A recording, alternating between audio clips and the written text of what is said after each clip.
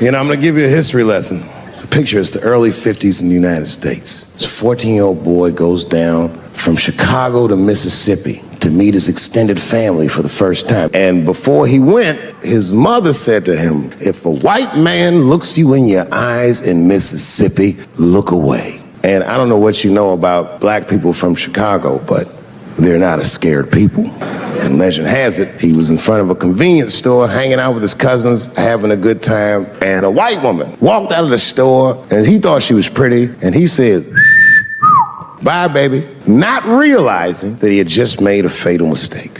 4 days later, a group of adult white men burst into this family's home and snatched a 14-year-old boy out of bed in front of his family that was powerless to stop them, and he was never seen alive again. His name was Emmett Till. They found his body maybe a few days later. It was in a creek tied to a wheel so it would sink, horribly beaten and bloated. Hideous. And lucky for everybody in America, his mother was a gangster. In the very midst of a mother's worst nightmare, this woman had the foresight to think about everybody. She said, leave my son's casket open. She said, the world needs to see what they did to my baby. And every publication here in the United States, from Jet magazine all the way to the New York Times, had this boy's horribly bloated body on its cover. This was a very definitive moment in American history where every thinking and feeling person was like, ugh, we gotta do better than this. And they fought beautifully, and here we all are. And the reason that I bring that up tonight was because less than a year ago, the woman that he allegedly whistled at admitted on her deathbed that she lied in her court testimony. And you can imagine when we read that shit, we was like, ooh, you lying ass bitch.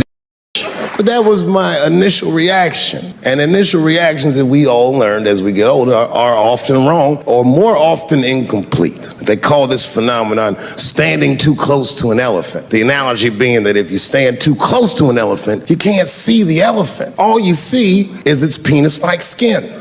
Time goes on, and then after time, you can kind of see the whole elephant, and it's humbling because you realize that this woman lied, and that lie caused the murder. But that murder set in motion a sequence of events that made my wonderful life possible, that made this very night possible. How could this be that this lie could make the world a better place? It's maddening. And if that woman that said that heinous lie was alive today, I would thank her for lying.